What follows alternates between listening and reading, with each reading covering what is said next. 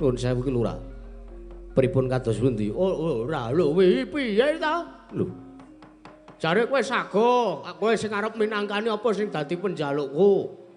Mergo kowe arep sinau dadi wong apik, ya Truk. Kowe wis ngrumangsani nek kowe lehmu madeg Nalindra kuwi sia-sia, dak sia karo kawulamu. Heeh. Aku ki reti.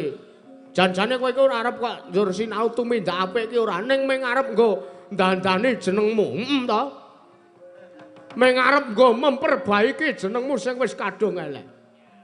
Mung arep benake reputasimu sing wis kadung tercoreng nang negaramu. Ngendi mau Nirwigaya. Ha ta, Truk? Mbok lah nek aku ora mikir tekan semono, Gong. Ya apa ora? Padha ora karo sing wis tak omongke. Waduh ki Lurah. Nuwun sewu. Wong niku babar pisan mboten gadhahi ancas lan mboten gadhahi niat ingkang kados mekaten. Kula menika aestu ndodheng kalepatan kula lair lan batos. Kula menika badhe ndandani dhateng menapa ingkang sampun kula risak kawontenan negari kula ing Nirwigaya. Tenan kuwi? Nggih, lair lan batos. Kula menika sampun sumpah prasetya lan kula menika Nalindra menawi kula ngoncati menapa ingkang kula aturaken piyambak teges kula mboten patut lan mboten pantes nggih kula gesang Primadyapada. Ning kayake anu Lathi karo Pakar Timur ora nyawiji. Ya lambemu karo atimu kuwi kayake ora tathuk, ora templek. Ora templek anggepe terus kaya penjaipong karo bintang tamu ngono. Kowe mau ya nyimak wae kok ora. Wah jan wis aku mesake ndoro si Anoman kae mah. Ha ngopo? Diuber-uber ngubungi pendopo. Jenis. Kok Anoman to? Apa? Suweda. Wah. Kethek Pancawati ki sing persis Anoman ki ora mung Anoman, Suweda. Bedane nek Anoman ki putih, Suweda ki ireng. Dop. Sampun kula menika badhe nyuwun palilah ki Lurah. Piye?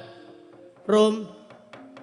Kula badhe nyuwun palilah, kula badhe mlebet minggah wonten ing Kedaton Negari Ngastina. Ah ngono tak enteni nang kene. Iya. Perkara kabul kawusanane Kurawa gelem diboyong apa ora, Kurawa gelem ngewangi lek arep mbangun desa apa ora, tergantung piye lehmu nembung. Mergo wong Jawa kuwi mengkari tembunge ya, Truk. Mengkari jawabe. Arep kowe Nalindra saka tlatah sabrang, negaramu negara Nirwigaya kuwi ora mapan ana ing tanah Jawa, ning kowe mapan ing tanah Jawa, kowe kudu melu ngganggo adat saben sing wis kelakon ing tanah Jawa. Ana tetembungan.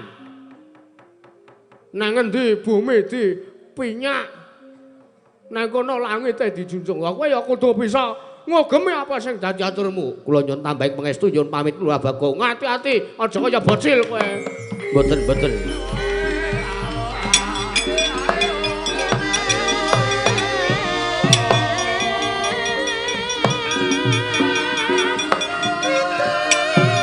Tambahin pangestu.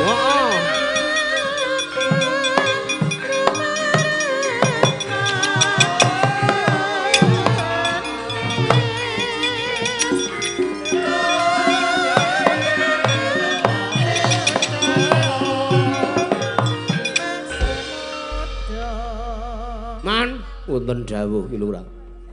Kowe melu barange ngapa? Mameng tak-enteki kacang. Ora mau ngerti wong mangan kacangmu dadi kelingan kowe aku. Ngawur anggepe sing mangan kacang ki wong siji ngono. Kados pundi ki Lurah? Awit kula ndherekaken dhateng tindhaipun Lurah Bagong niku kula pun dawuh dening Kang Rama. Ah, Semar ki jan tuwa-tuwa tuwas. Ngrepoti terus. Aku iki kan ngapa ngetoti aku ki ngapa? Lho kira sak biyantum menawi wonten murkanipun Murasata Kurawa kula kedah sak biyantu ngunduraken lan ancasipun kula sowan Kyai Semar menika rak kula badhe ngupadi wonten pundi dunungipun Sinun Kresna. Nggih. Sang Hyang Bathara Wisnu ingkang murca. Oh ngono. Nggih. Ya wis. Kowe ngenteni inah saka Semar to? Iya. Kowe gelem arep diomongi nang ndi Bathara Wisnu nek kowe ngewangi aku ngono to? Iya. Wah. Tak omongi ya. Pripun? Semar ki uri. Urip pripun? Curang kae. Lho, sebabipun kowe kon melu ki ben enek perange sithik. Ngono. Ora ketang sedhela ki nganggo jeblosan, prapatan ngono kuwi. Mriko napa? Ah wis ayo yo budal yo bareng yo. Ih, monggo kula dherekaken ki Lurah.